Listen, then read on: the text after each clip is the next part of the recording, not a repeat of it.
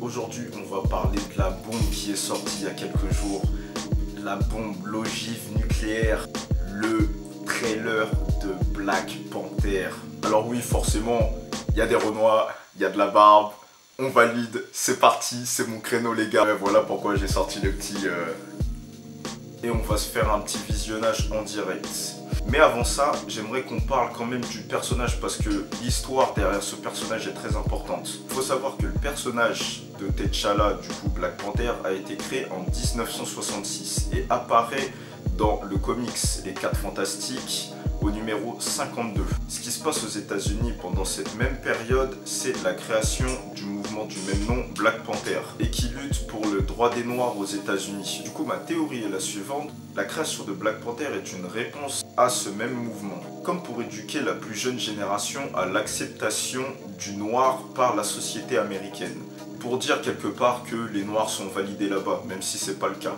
Ce mouvement est dangereux pour le gouvernement américain, notamment par rapport à son 10 Points Programme.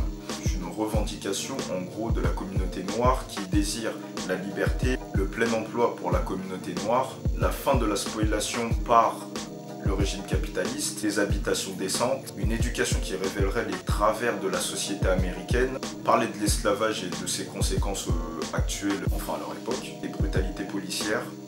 Et si ça vous intéresse, vous irez voir les autres, c'est partout sur internet. Du coup, le personnage de Black Panther, au final, c'est pas réellement l'acceptation du noir dans la société américaine, mais c'est l'acceptation de l'Africain dans la société américaine. Un noir qui viendrait de l'extérieur. Dans le personnage de Black Panther, un Afro-Américain, il ne pourra jamais se reconnaître à 100%, parce que lui-même n'est pas originaire d'Afrique directement.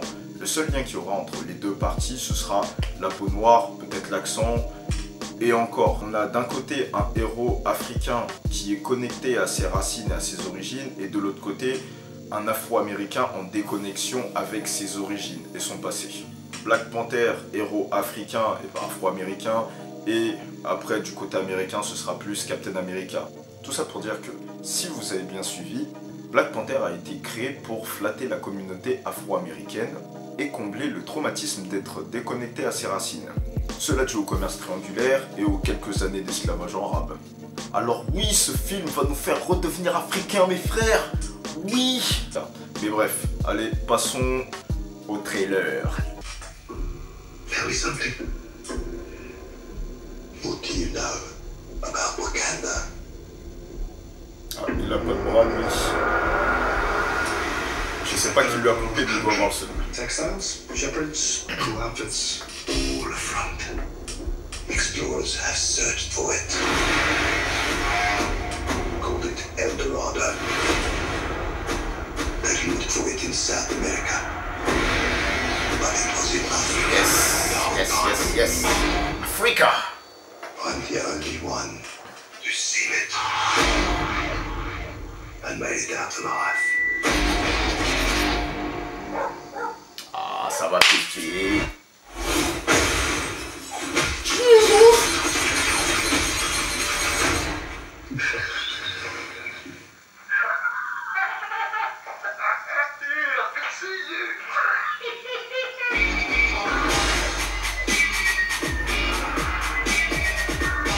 The world is changing.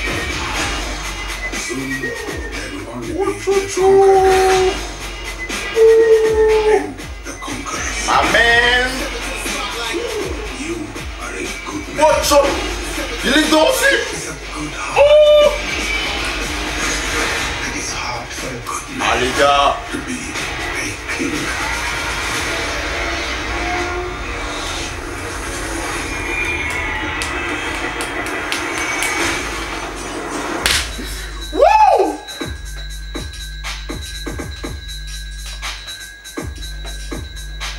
Aïe aïe.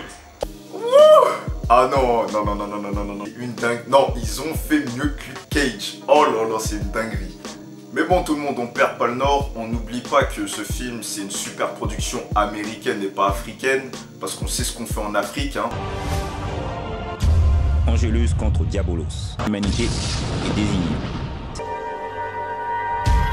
Un sauveur de l'humanité est désigné.